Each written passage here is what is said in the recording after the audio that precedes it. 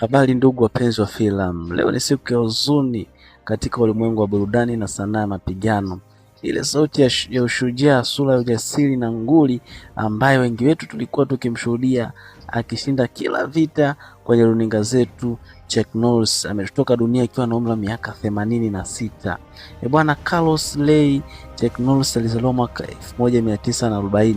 Kabla ya kuwa star wa Hollywood alikuwa ni mwanajeshi wa anga wa Marekani na bingwa wa dunia wa karate kwa miaka mingi sana mfululizo.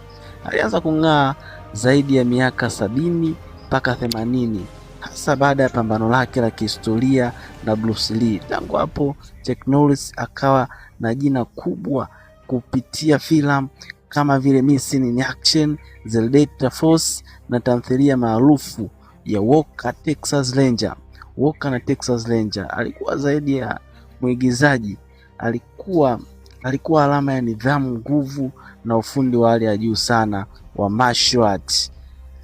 Dunia itamkumbuka Chuck Norris kwa mambo mengi sana, sio tu kwa uwezo wake wa kupigana, bali pia kwa utani na memes nyingi duniani kote zilizokuwa zikieleza nguvu zake zisizo na mwisho. Lakini zaidi ya yote alikuwa mtu mwenye misingi imara na upendo kwa mashabiki wake.